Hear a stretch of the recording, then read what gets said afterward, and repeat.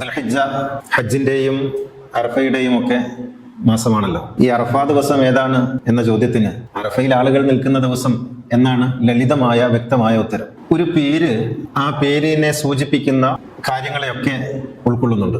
റമദാൻ എന്ന് പറയുന്നത് ഒരു മാസമാണ്. എന്നാണോ ചന്ദ്രൻ ആകാശത്ത് പിറന്ന് ചന്ദ്രൻ ഇല്ലാതാകുന്നത്, ആ ഒരു യൂണിറ്റ് ആണ് ഒരു മാസം. അതൊരു കാലത്തെയാണ് സൂചിപ്പിക്കുന്നത്. അറഫ എന്ന് പറയുന്നത് ഒരു സംഭവത്തെയാണ് സൂചിപ്പിക്കുന്നത്. അറഫ ദിവസം ആളുകൾ ആ അറഫ മൈതാനിയിൽ ഹജ്ജിന് വേണ്ടി ചേർന്ന് നിൽക്കുന്ന സംഭവത്തെയാണ് സൂചിപ്പിക്കുന്നത്. എന്ന് വെച്ചാൽ ഒരു ഇൻസിഡന്റിനെ സൂചിപ്പിക്കുന്നു. ആ ഇൻസിഡന്റ് സംഭവിക്കുമ്പോഴാണ് അറഫ ദിവസമാകുന്നത്. അത് മക്കയിൽ ഈ പ്രാവശ്യം 26-ാം തീയതിയാണ്. അന്നാണ് അറഫ ദിവസം. അന്നാണ് ആളുകൾ നോമ്പെടുക്കേണ്ടത്. അന്ന് പെരുന്നാൾ ആഘോഷിക്കുന്നത് തെറ്റാണ്. പിറ്റേന്നാണ് പെരുന്നാൾ. അറഫ ദിവസത്തിന്റെ പിറ്റേന്നാണ് പെരുന്നാൾ. അത് നമ്മൾ കണ്ണുകൊണ്ട് കാണുകയാണ്. അറഫയിൽ ആളുകൾ നിൽക്കുന്നതും ആളുകൾ അവിടേക്ക് പോകുന്നതും പിന്നെ അറഫയിൽ നിന്ന് തിരിച്ചു വരുന്നതൊക്കെ നമ്മൾ കണ്ടുകൊണ്ടിരിക്കുകയാണ് ഇപ്പൊ ലൈവായിട്ട്. അപ്പൊ അതുകൊണ്ട് നമ്മുടെ കാലിമാര് കണ്ടില്ല എന്നതിന്റെ പേരിലോ അല്ലെങ്കിൽ നമ്മുടെ കണക്കുകൂട്ടലുകളിൽ ഇങ്ങനെയാണ് എന്നതിന്റെ പേരിലോ അതിന് മുൻപോ പിമ്പോ ആഘോഷിക്കുന്നത് ശരിയായ രീതിയല്ല.